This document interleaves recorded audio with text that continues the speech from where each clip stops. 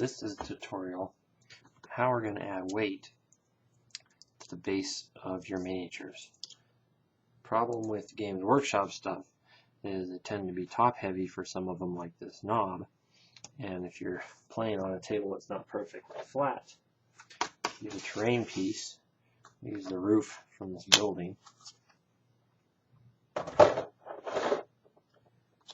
and put them on an incline.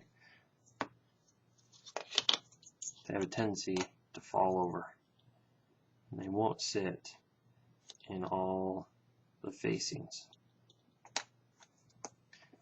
Whereas this guy has weight that's been added, and as you can see, he is much more stable and will not tip over. So the technique that I'm going to show you will work on 1-inch standard troop stands, and it will also work on the base for war bikes. So what you're going to need is a stand before you glue the troops on them, and what we're going to do is glue a washer into each one of these.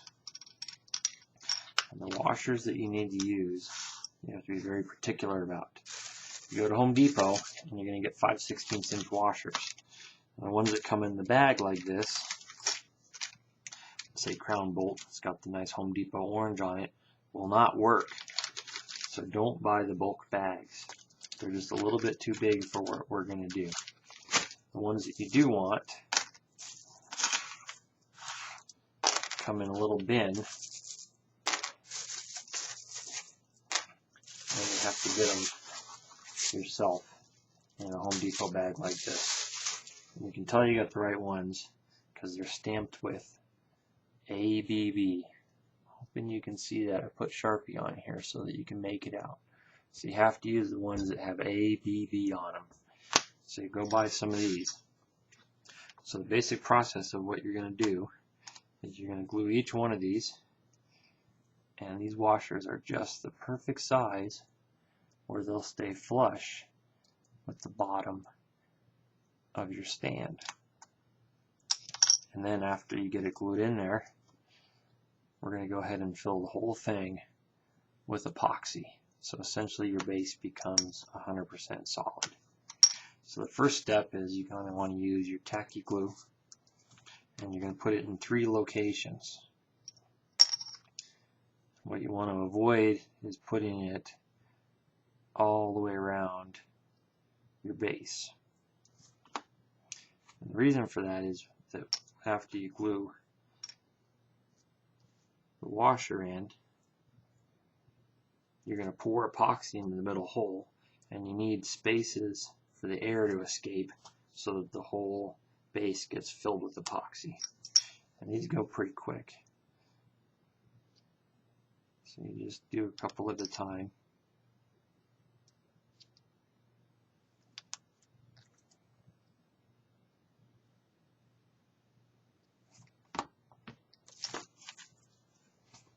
I usually put the letters down so that you don't see them. When you're doing this, the washer is not going to sit flush against the bottom. If you look on the side of the base, there's a little bit of a taper, and the washer will sit just high enough so that it sits flush on the table, but it won't go flush all the way to the bottom of your base. So there's going to be a little cavity in there, and you want that. That's to be expected. So I think you got the basic idea.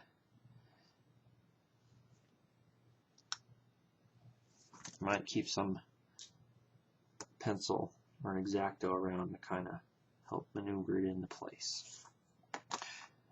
So then let these sit overnight to dry. Push these out of the way.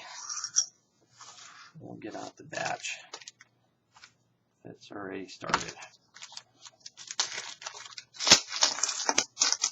So these are already much heavier, but they kind of have a little bit of a hollow feel to them, and still a little bit of the kind of cheap plasticky feel to them.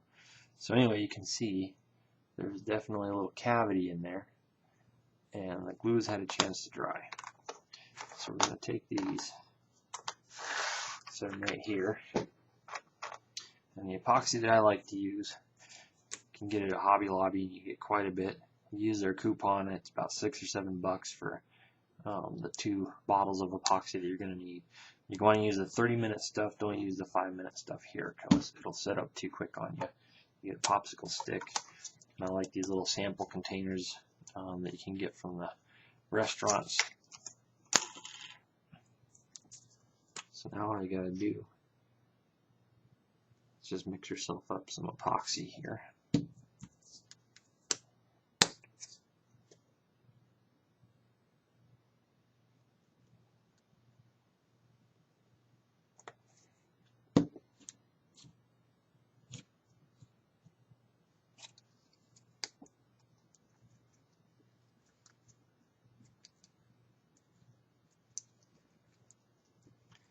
And the nice thing is you don't even gotta throw these little cups away. You can just keep using epoxy. Use them over and over and over. So once you got this nice and mixed up, you need a little bit more of this one.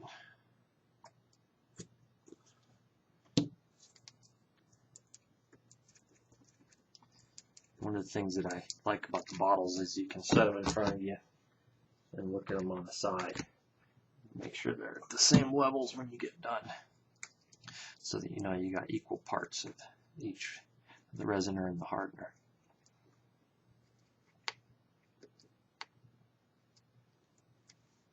Then you just take one at a time. I'm just going to put a little bit of epoxy in there. What I find it's easy to do is put a little drop in there, set it off to the side, move on to the next one.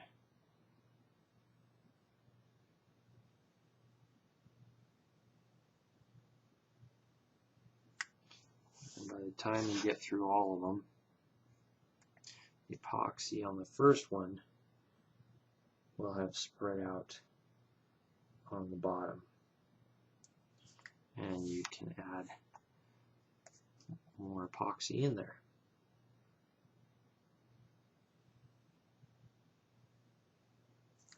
You get pretty good at this pretty quick. It's not a very hard thing to do.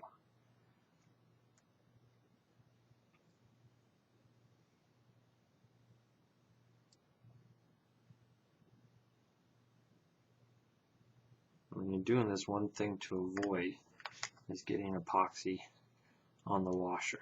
You can wipe it off, but if you don't have a nice grinder, hardened epoxy is kind of hard to work with. The only other thing to keep in mind when you're doing this is to make sure you don't overfill the little cavity here. You want to make sure that there's a little bit of a dimple, or if you happen to have a nice grinder, like I have an angle grinder that I can use, I'll actually overfill this and then take it to the grinder, and you can see you'll get a perfectly flat base that way. But I would not recommend using any sort of sanding blocks or trying to sand all this epoxy down by hand.